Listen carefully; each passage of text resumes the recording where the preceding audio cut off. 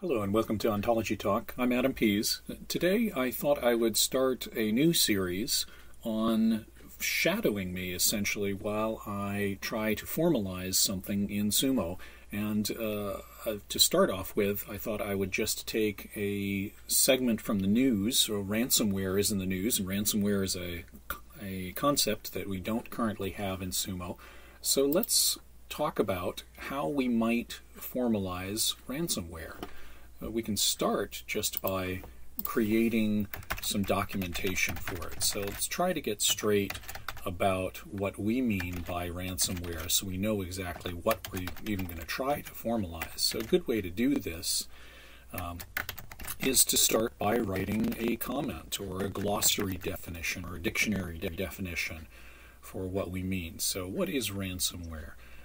It is software, and we'll clean this comment up later. I don't expect to get it just right typing it out straight, but it's software that has the purpose of preventing a computer owner from accessing or controlling some resource that he or she owns with the purpose of extracting a ransom to the ransomware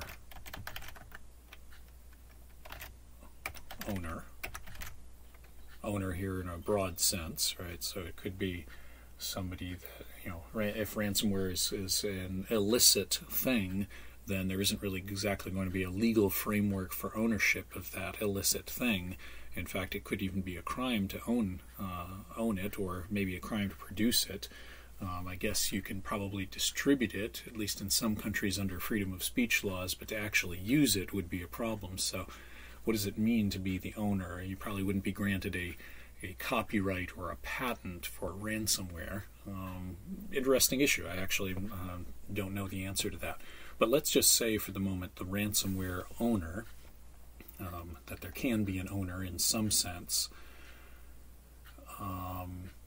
So it's the purpose of extracting a ransom to the ransomware owner for the privilege, yes, privilege also in a broad sense, of restoring access or control of the resource. Okay, so I think that distinguishes ransomware from other software, especially from things like a virus. I mean, a virus can cause damage. So I suppose it's a bit broader than just a virus, because a ransomware is or could be a virus, right? It could be transmitted between various machines. It could propagate, thereby probably generating more revenue for the ransomer. But let's start with this. Let's see what we do.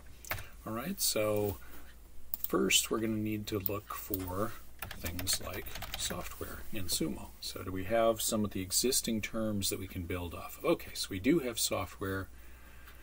Software is a procedure. Okay, that's kind of what we'd expect. It's a procedure for the computer to do something. So let's say ransomware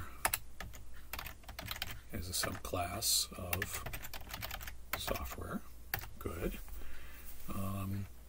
And let's do some of the additional sort of linguistic bookkeeping. So let's make sure that we have a printable string for software in the English language, or a printable thing for ransomware. We'll just say ransomware. Right? And this allows us then to have different strings for different languages, so that we're not English dependent. We're creating a programming language identifier and a natural language comment with the documentation string, in a particular language, but it need not be English. And in fact, in a good ontology, if you had worked for an international company, you'd probably want to replicate this at least for the major language markets, so that you could be sure that developers using this stuff would have a common understanding, informal understanding, but of course the real formal understanding is going to be in the mathematical axioms, just as it is with any other kind of computer code. So let's say that if we have some ransomware, so we have an instance of ransomware, oops, let's call it R, so the instance of ransomware. And let's say, we're going to have an agent who is using that ransomware to do something. Now, what are they going to be doing? They're going to be trying to extract ransom. So, do we have extortion? We don't have extortion per se in SUMO, so let's look at one of the terms up here in the upper right. So these are terms from WordNet that might give us a hint to what things are related. Felonious act of extorting money. So, all right, so we're not distinguishing in SUMO yet with a more threat of use of force of some sort. A threat that's an attack. Now, what does an attack have to be? Can attack... so inflict damage on the patient. Is that broad, or is it very specific? Does it include, is it physical harm necessarily? If it is, then we've got an issue. So the thing we might like to use, robbing, might be a little too specific. Well, let's just put that aside for the moment. So let's start with creating just the framework. So we'll use robbing for now and put in a comment. So instance robbing. I mean, it is a robbing, right? In some sense, in the English sense, but we really have to determine what it is in the SUMO sense. How did we define robbing? So is this right? Don't forget later. So the agent of the robbing is some agent A. Okay, and the patient is, really it's the instrument, the thing that is being used in the task to accomplish the task. It's not just any other participant in the task. So the instrument of the robbing is the ransomware R. Okay, and so because it's not, so even if we allow robbing to be the right term, even if it winds up being the right term, we look deeper at the axioms. If it doesn't involve physical harm, maybe it involves, maybe it allows for, say, stealing money via an ATM or something that doesn't. It's the threat. There's a threat there, but the threat doesn't actually have to be of physical harm. It could be, say, harm to a business. Like the ransomware owner says, I'm going to cause your business to self-destruct unless you pay me some amount of money.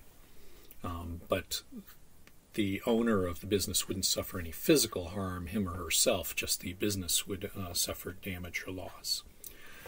So let's see, so if we have a ransomware that's used in a robbing by an agent and is the instrument, then there exists a threat. Okay, so let's look at threatening.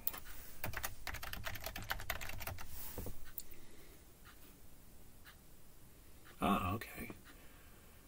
So we have the threatening, deemed undesirable. Okay. So there's definitely a threatening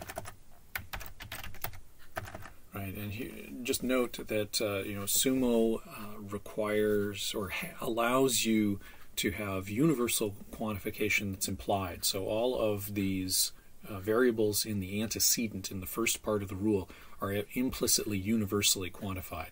So we're saying for any case of a robbing that involves ransomware used by an agent to accomplish that task, there is going to exist a threatening. Otherwise, then it's not actually a robbing, right? It's something else. Right? You have to threaten in use of this ransomware. And of course, we might also add a rule that is for ransomware that hasn't yet been used. We're also going to need to have a rule that talks about the purpose of the ransomware is that there exists in some indefinite point in the future a robbing that actually uses that ransomware.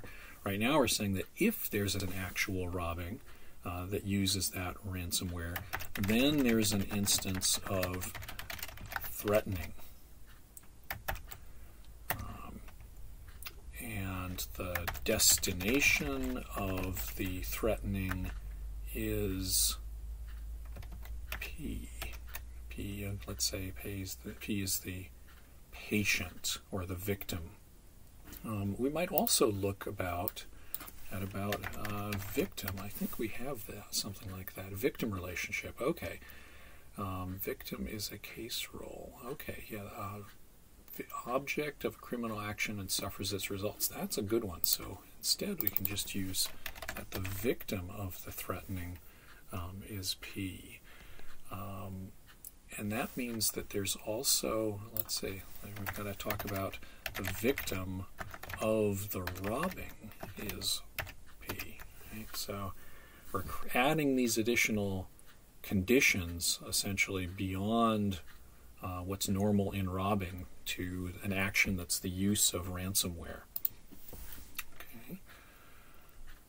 So there's a threatening for the victim. All right, so that's, I think, enough for one thing that we need to say that's coherent that defines the use of ransomware. So let's also say what I was just talking about for what the creation of ransomware implies. It has purpose. And an interesting thing to note here, just a bit about language. I've said in many of my other videos, you need an expressive language to talk about this stuff, right? So to do this first rule, you've got to have at least first-order logic. And if you don't have first-order logic, if you're just talking about, the relations between terms, you're going to lose all of this information that I have just written down. Now, the second axiom that I'm going to write down is actually using higher order logic. So even first order logic really isn't sufficient most of the time for any sort of complicated thing that you might want to say. And actions in the human world, in our common sense world, often have stuff like this. It's pretty hard to not talk about things like purposes and beliefs and knowledge, all of which require stuff that's beyond first order. Right? So ransomware has the purpose that there exists some robbing where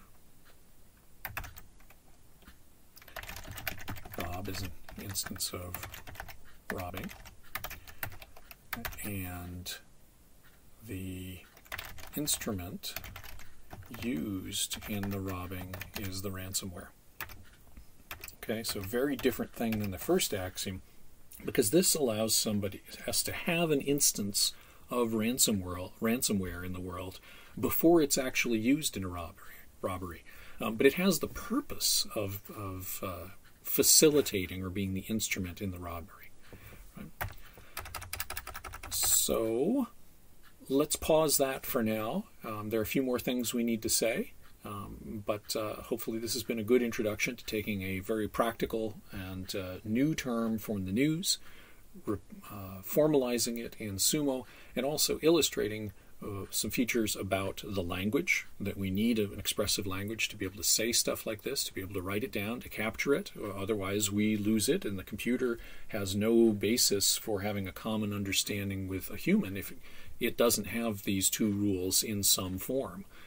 And then hopefully this also illustrates that all of the terms that we've used here are things we don't have to create. If we had to create them from scratch, we just don't have time to do so. It wouldn't be practical. It'd be a ton of work for every term. But by virtue of reusing stuff in the library, we make this work practical and efficient. So thanks very much.